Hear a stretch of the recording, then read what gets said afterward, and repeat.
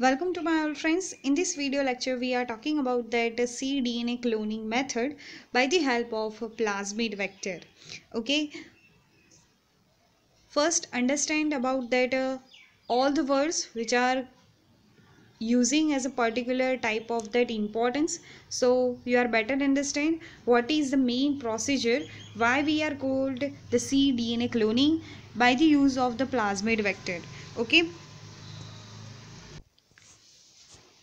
the cDNA cloning means that the complementary DNA cloning method.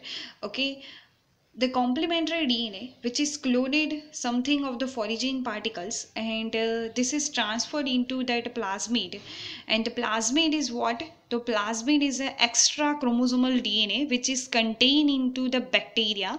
Okay, bacteria के अंदर जो plasmid होता है उस प्लाज्मिड की ही हम यहाँ पर बात कर रहे हैं.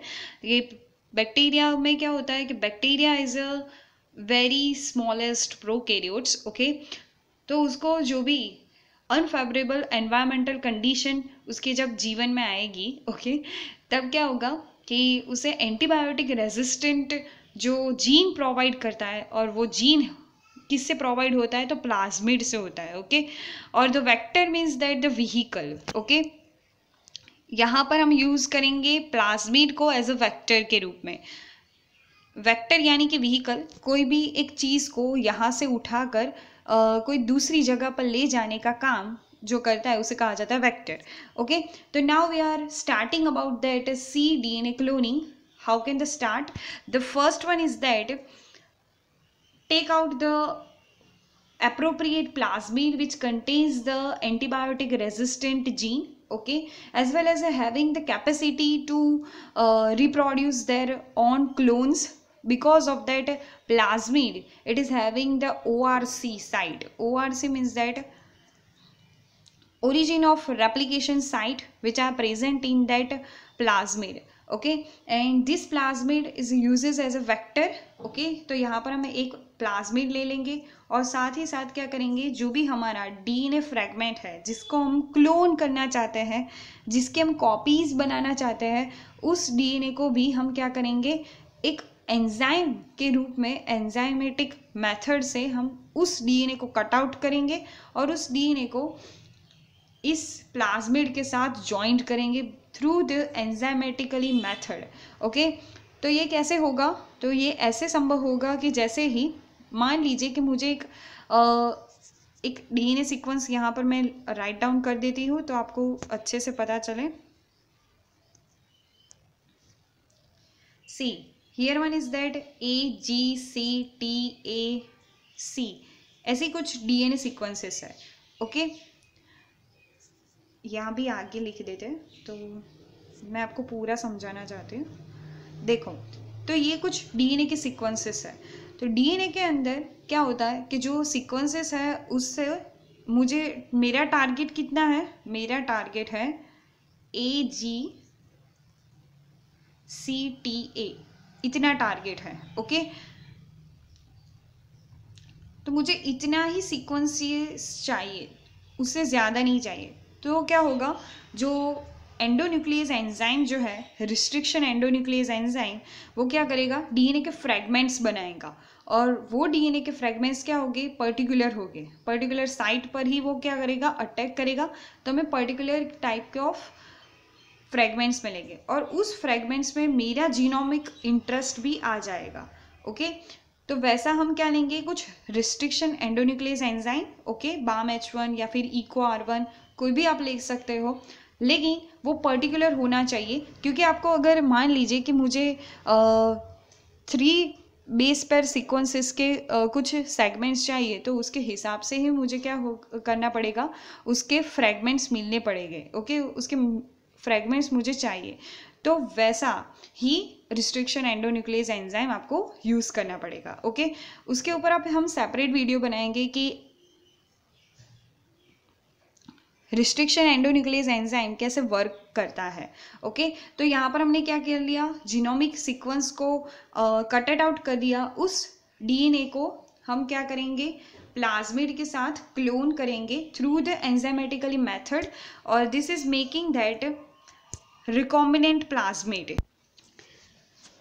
This is called the recombinant plasmid, which contains the two types of sites. First one is the ampicillin resistant site, this one, and our DNA which is inserted into the plasmid. Okay, तो उसके पास क्या है, फोरिजिंग DNA भी है और ampicillin resistant gene भी है. तो this is called the recombinant plasmid. इस रिकॉम्बिनेंट प्लाज्मिड को इकोलाई सेल्स के साथ क्या करेंगे, मैं उसे मिक्स करेंगे in the presence of that calcium chloride culture on the NAGAR plates.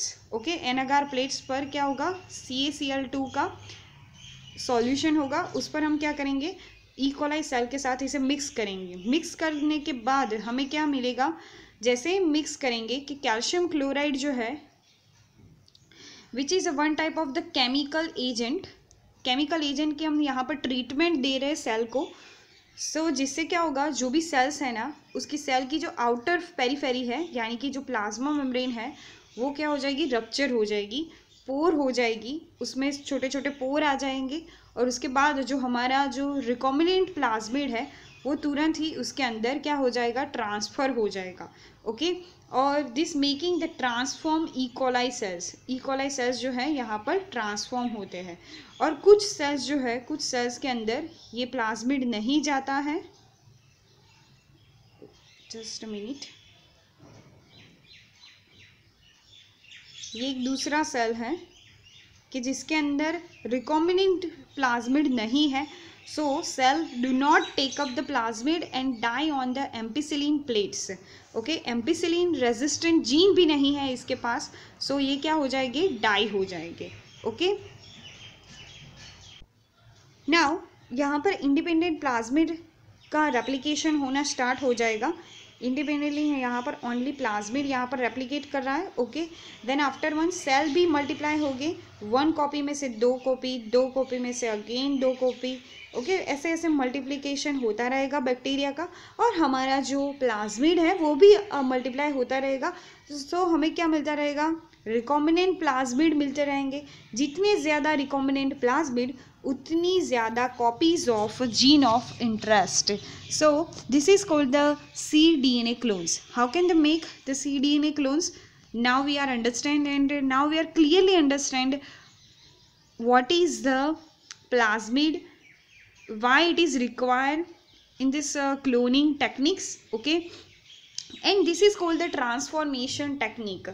Okay, जैसे ही हमने क्या करा, इकोलाई सेल को यहाँ पर मैं लिखती हूँ, इकोलाई सेल और जो हमारा रिकॉम्बिनेंट प्लाज्मिड है, उन दोनों को जब हमने मिक्स किया, तब जो रिकॉम्बिनेंट प्लाज्मिड है वो इकोलाई के अंदर क्या कर रहा है, जा रहा है. तो this is called the transformation process. Okay, transformation process. कोई भी foraging DNA whenever this enter into the host cell, this is called the transformation process, and it is very very important for that recombination technology. I hope you are clear about that what is the cDNA cloning. Okay, in this next video lecture we are talking about the genomic DNA cloning through the bacteriophage lambda.